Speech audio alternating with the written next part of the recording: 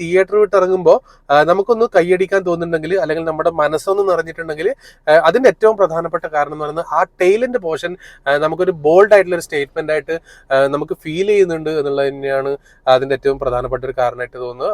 നമസ്കാരം. മോഹൻലാൽ ജീത്തു ജോസഫ് കോമ്പിനേഷനിൽ വന്ന നേര് എന്ന ചിത്രം തിയേറ്റർ റിലീസ് ആയിട്ട് ഇന്ന് വന്നിട്ടുണ്ട്. അപ്പോൾ ഈ ഒരു സിനിമ കണ്ടതിന് ശേഷം സിനിമയെ കുറിച്ചുള്ള അഭിപ്രായമാണ് ഞാൻ ഈ ഒരു വീഡിയോയിൽ നിങ്ങളായിട്ട് ഇപ്പോൾ ഷെയർ ചെയ്യുന്നത്.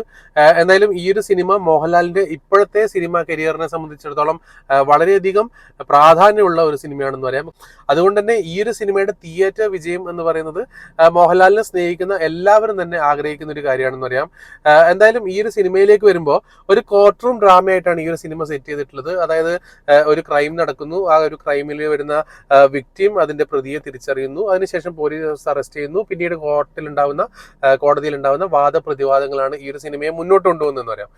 അപ്പോൾ ഇരയുടെ മാനസികാവസ്ഥ അങ്ങനെയുള്ള കാര്യങ്ങളൊക്കെ കാണിച്ചുകൊണ്ട് അതിനെ പരിഗണിച്ചുകൊണ്ട് തന്നെയാണ് ഈ ഒരു സിനിമ മുന്നോട്ട് പോകുന്നതെന്ന് പറയാം. അത്തരത്തിൽ ഇമോഷണലി കൂടെ കണക്ട് ചെയ്തുകൊണ്ടുള്ള വളരെ ഇമോഷണലി ഡ്രിവൺ ആയിട്ടുള്ള ഒരു കോർട്ട് റൂം ഡ്രാമയാണ് ഈ ഒരു സിനിമ, അല്ലെങ്കിൽ ആ രീതിയിലാണ് ജീത്തു ജോസഫ് ഈ ഒരു സിനിമയെ ഒരുക്കിയിട്ടില്ലെന്ന് പറയാം. ഈ ഒരു സിനിമയിൽ അഭിനയിച്ചിട്ടുള്ള പ്രധാന താരങ്ങൾ നമുക്ക് എല്ലാവർക്കും അറിയുന്ന പോലെ മോഹൻലാൽ, പിന്നെ അനശ്വര രാജൻ, സിദ്ദിഖ്, പിന്നെ ശാന്തി മായാദേവി, അതുപോലെ ജഗദീഷ്, അങ്ങനെയുള്ള കുറെ ആൾക്കാർ ഈ ഒരു സിനിമയുടെ ഭാഗമാവുന്നുണ്ട്. എന്നെ സംബന്ധിച്ച് പറയുകയാണെങ്കിൽ ഈ സിനിമയ്ക്ക് തോന്നിയിട്ടുള്ള ഏറ്റവും വലിയൊരു പോസിറ്റീവ് ഫാക്ടർ എന്ന് പറയുന്നത് മോഹൻലാൽ എന്നുള്ള നടന് തീർച്ചയായിട്ടും അദ്ദേഹത്തിന് ചെയ്യാൻ പറ്റുന്ന, അദ്ദേഹത്തിന്റെ കഴിവുകളെ യൂസ് ചെയ്യാൻ പറ്റുന്ന ഒരു നല്ലൊരു കഥാപാത്രത്തെ തിരഞ്ഞെടുത്ത് കൊടുക്കുന്നതിൽ വീണ്ടും ജീത്തു ജോസഫ് വിജയിക്കുന്നുണ്ട് എന്നുള്ളത് തന്നെയാണ് ഈ ഒരു സിനിമയിലുള്ള ഏറ്റവും പോസിറ്റീവ് ഫാക്ടറായിട്ട് എനിക്ക് ഫീൽ ചെയ്തിട്ടുള്ളത്. കാരണം മോഹൻലാലിന്റെ ഒരു സിനിമ എന്നുള്ള രീതിയിൽ തന്നെയാണ് നമ്മൾ കാണാൻ പോയിട്ടുള്ളത് ഈ ഒരു സിനിമേനെ. ആ രീതിയിൽ ഞാൻ നോക്കുമ്പോൾ 100% ആയിട്ടും മോഹൻലാലിന്റെ കഥാപാത്രത്തിന് ഈ ഒരു സിനിമയിൽ നമുക്ക് സാറ്റിസ്ഫൈഡ് ആവുന്ന രീതിയിലുള്ള ഒരു പെർഫോമൻസ് കൊടുക്കാൻ വേണ്ടിയിട്ട് മോഹൻലാലിന് സാധിച്ചിട്ടുണ്ട്. ആ ക്യാരക്ടറൈസേഷൻ നല്ല രീതിയിൽ കൊണ്ടുവരുന്നതിൽ സിനിമയുടെ സ്ക്രിപ്റ്റ് റൈറ്റേഴ്സ് ആയിട്ടുള്ള ശാന്തിയും അതുപോലെ തന്നെ ഡയറക്ടർ കൂടിയായിട്ടുള്ള ജീത്തു ജോസഫും തീർച്ചയായിട്ടും വിജയിക്കുന്നുണ്ടെന്ന് പറയാം. സിനിമയിലുള്ള രണ്ടാമത്തെ പോസിറ്റീവ് ഫാക്ടറായിട്ട് എനിക്ക് ഫീൽ ചെയ്തിട്ടുള്ളത് ഇതിലുള്ള 3 പേരുടെ പെർഫോമൻസ് ആണ്. അതായത് അനശ്വര രാജൻ, പിന്നെ സിദ്ദിഖ്, അതുപോലെ തന്നെ മോഹൻലാൽ. തീർച്ചയായിട്ടും ഈ 3 പേരുടെ പെർഫോമൻസ് ആണ് ഈ ഒരു സിനിമയിലുള്ള ഏറ്റവും എന്താ പറയുക ഈ സിനിമയുടെ ഹൈലൈറ്റ് ആയിട്ട് നമുക്ക് പറയാൻ പറ്റുന്നത്. അത്രയ്ക്കും ഗംഭീരമായിട്ട് ഇവർ 3 പേരും അവരവരുടെ കഥാപാത്രങ്ങൾ ചെയ്തിട്ടുണ്ട്. ജഗദീഷ്, ഗണേഷ് കുമാർ, ശാന്തി, പ്രിയാമണി, അങ്ങനെയുള്ളവരൊക്കെ തന്നെ അവരവരുടെ കഥാപാത്രങ്ങളെ ഭംഗിയായി സ്ക്രീനിൽ എത്തിച്ചിട്ടുണ്ട്. പക്ഷെ അതോടൊപ്പം തന്നെ സിനിമയുടെ തുടക്ക ഭാഗങ്ങളിൽ വരുന്ന പലരും എനിക്ക് അത്ര ഒരു മികച്ച പെർഫോമൻസ് ആയിട്ട് ഫീൽ ചെയ്തിട്ടില്ല. അല്ലെങ്കിൽ പലപ്പോഴും തുടക്ക ഭാഗത്തൊക്കെ ഒരു സീരിയൽ ലെവൽ ഓഫ് മേക്കിംഗ് പോലും പലപ്പോഴും തോന്നിയിട്ടുണ്ടായിരുന്നു എന്ന് പറയാം. ആ ഒരു ഭാഗത്ത് ഒരു പെർഫെക്ഷൻ കുറവ്, അതായത് സിനിമയുടെ തുടക്ക ഭാഗത്ത് അത്തരം കാര്യങ്ങൾ എനിക്ക് ചെറുതായിട്ട് ഫീൽ ചെയ്തിട്ടുണ്ടായിരുന്നു. അത് ഒഴിച്ചു നിർത്തി കഴിഞ്ഞാൽ സിനിമയിലുള്ള ബാക്കി പെർഫോമൻസ് ഒക്കെ ഡീസെന്റ് ആയിരുന്നു എന്ന് പറയാം. എന്നാൽ പോലും അതിൽ ഏറ്റവും മികച്ചു നിൽക്കുന്ന പെർഫോമൻസ് എന്ന് പറയുന്നത് തീർച്ചയായിട്ടും ഈ പറഞ്ഞ 3 പേരുടേതായിരിക്കും. പിന്നെ സിനിമയിലെ മൂന്നാമത്തെ പോസിറ്റീവ് ഫാക്ടർ ആയിട്ട് എനിക്ക് ഫീൽ ചെയ്തിട്ടുള്ളത് ഈ സിനിമയുടെ സെക്കൻഡ് ഹാഫ്, അതിന്റെ തന്നെ സിനിമയുടെ ക്ലൈമാക്സ് ഭാഗം സിനിമയിൽ ഗംഭീരമായിട്ട് സിനിമയിൽ വർക്ക് ചെയ്യുന്നുണ്ടെന്ന് പറയാം. എനിക്ക് തോന്നുന്നു സിനിമയിൽ ജീത്തു ജോസഫ് എന്നുള്ള ഡയറക്ടർ ഏറ്റവും കൂടുതൽ അദ്ദേഹത്തിന്റെ ഒരു സ്ട്രോങ് ഏരിയ എന്ന് പറയുന്നത് തീർച്ചയായിട്ടും സെക്കൻഡ് ഹാഫുകൾ ഒരുക്കുന്നതിലാണ്. നേരത്തെ പറഞ്ഞ പോലെ തന്നെ ഒരു ചെറിയ പോരായ്മയായിട്ടാണ് ഞാൻ പറഞ്ഞിട്ടില്ലെങ്കിൽ പോലും ജീത്തു ജോസഫിന്റെ മിക്ക സിനിമകളിലും സിനിമയുടെ തുടക്ക ഭാഗങ്ങളിൽ വലിയൊരു ഗ്രിപ്പില്ലാതെ അല്ലെങ്കിൽ വളരെ സ്ലോ ആയിട്ട് തുടങ്ങുകയും പിന്നീട് അങ്ങോട്ടേക്ക് ഓരോ ഘട്ടം കഴിയുമ്പോഴും പതുക്കെ ഗ്രിപ്പായി വരികയും അല്ലെങ്കിൽ ഏറ്റവും സ്ട്രോങ് ആയിട്ടുള്ള രീതിയിൽ വളരെ നമ്മളെ സർപ്രൈസ് ചെയ്യിക്കുന്ന രീതിയിലുള്ള ഒരു സെക്കൻഡ് ഹാഫ് ക്ലൈമാക്സ് ഒക്കെ കൊടുക്കുന്നതിൽ വളരെയധികം എന്താ പറയുക അത്തരത്തിൽ വളരെയധികം മികവ് പുലർത്തുന്ന ഒരു സംവിധായകനാണ് ജീത്തു ജോസഫ്. ജീത്തു ജോസഫിന്റെ ഇന്റർവ്യൂസിലൊക്കെ പറഞ്ഞ പോലെ വലിയ സസ്പെൻസോ ട്വിസ്റ്റോ അങ്ങനെയുള്ള കാര്യങ്ങളൊന്നും തന്നെ നമ്മൾ ഈ ഒരു സിനിമയിൽ പ്രതീക്ഷിക്കാനില്ല. പക്ഷേ അപ്പോൾ പോലും സിനിമയുടെ ക്ലൈമാക്സിലൊക്കെയുള്ള കാര്യങ്ങളെ സിനിമയിലേക്ക് അവതരിപ്പിച്ചതെന്ന് പറയുന്നത് അത്രക്കും ഗംഭീരമായിട്ട് സിനിമയിലേക്ക് കൊണ്ടുവന്നിട്ടുണ്ട്. നമുക്ക് നല്ല രീതിയിലുള്ള ഒരു ആവേശം വരുന്ന രീതിയിൽ തന്നെ ആ കാര്യങ്ങളൊക്കെ പ്രസന്റ് ചെയ്യാൻ വേണ്ടിയിട്ട് സിനിമയ്ക്ക് സാധിച്ചിട്ടുണ്ട്.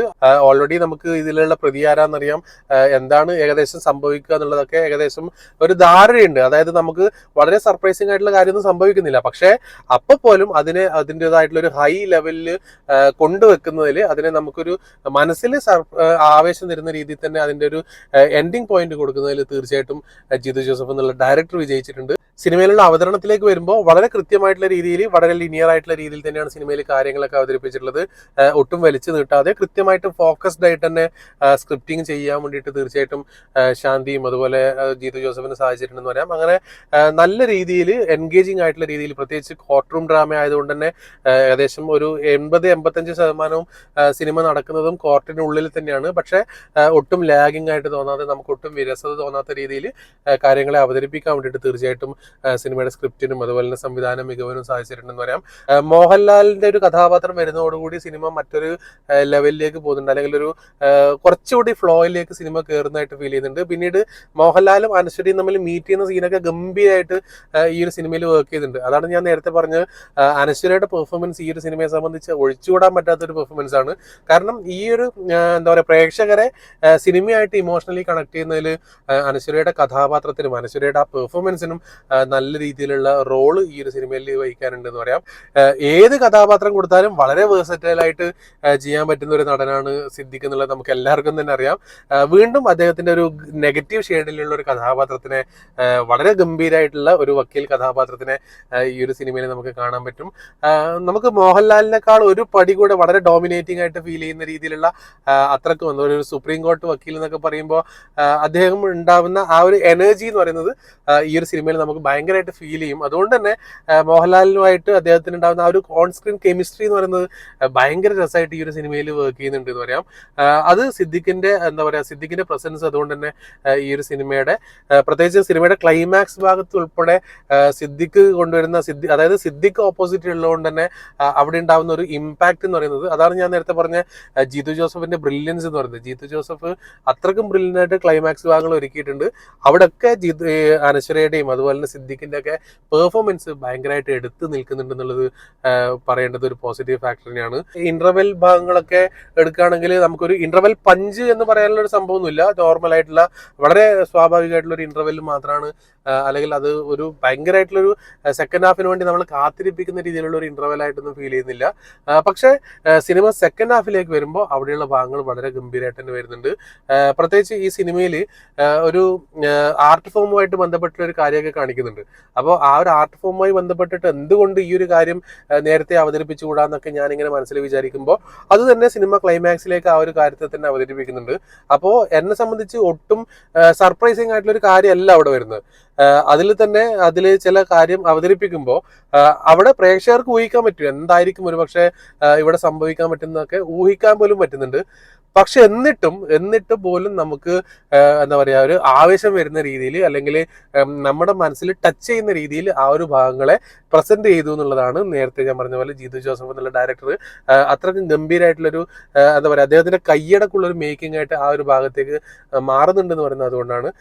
അങ്ങനെ സെക്കൻഡ് ഹാഫ് വളരെ ഗംഭീരമായിട്ടുള്ള രീതിയിൽ തന്നെ വരുന്നുണ്ട്. പിന്നെ സിനിമയുടെ ഏറ്റവും അവസാന ഭാഗത്ത്, അതായത് സിനിമയുടെ ടെയിൽ എൻഡിൽ ചില ഷോട്ടുകളിലൂടെ മാത്രം, അതായത് ആ ക്ലൈമാക്സ് ഭാഗത്ത് വരുന്ന ചില ഷോട്ടുകളിലൂടെ മാത്രം കൃത്യമായിട്ടുള്ളൊരു പൊളിറ്റിക്കൽ സ്റ്റേറ്റ്മെന്റ് കൊടുക്കാൻ വേണ്ടിയിട്ട് ഇതിന്റെ സ്ക്രിപ്റ്റ് റൈറ്റേഴ്സിനും ജീതു ജോസഫിനും സാധിച്ചു എന്നുള്ളത് എടുത്തു പറയേണ്ടുന്ന ഒരു കാര്യം തന്നെയാണ്. കാരണം തിയേറ്റർ വിട്ട് ഇറങ്ങുമ്പോൾ നമുക്കൊന്ന് കൈയടിക്കാൻ തോന്നുന്നുണ്ടെങ്കിൽ, അല്ലെങ്കിൽ നമ്മുടെ മനസ്സൊന്ന് നിറഞ്ഞിട്ടുണ്ടെങ്കിൽ അതിന്റെ ഏറ്റവും പ്രധാനപ്പെട്ട കാരണം എന്ന് പറയുന്നത് ആ ടെയിലിന്റെ പോർഷൻ നമുക്കൊരു ബോൾഡ് ആയിട്ടുള്ള ഒരു സ്റ്റേറ്റ്മെന്റ് ആയിട്ട് നമുക്ക് ഫീൽ ചെയ്യുന്നുണ്ട് എന്നുള്ളത് തന്നെയാണ് അതിന്റെ ഏറ്റവും പ്രധാനപ്പെട്ട ഒരു കാരണമായിട്ട് തോന്നുന്നത്. അതുകൊണ്ട് തന്നെ ടോട്ടാലിറ്റിയിൽ ഈ ഒരു സിനിമയെ പറ്റി പറയുമ്പോൾ എന്നെ സംബന്ധിച്ച് പൂർണ്ണമായിട്ടും തൃപ്തിപ്പെടുത്തിയിട്ടുള്ള ഒരു ചിത്രം തന്നെയാണ് നേര് എന്നുള്ള ചിത്രം.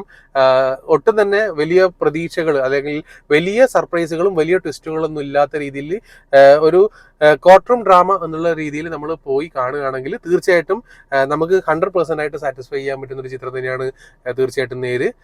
എന്തായാലും ഈ ഒരു ചിത്രം തിയേറ്ററിൽ തന്നെ കണ്ട് നിങ്ങളുടെ അഭിപ്രായങ്ങൾ അറിയിക്കുക. വീണ്ടും മറ്റൊരു വീഡിയോ ആയിട്ട് കാണാം. അതുവരെക്കും ബൈ.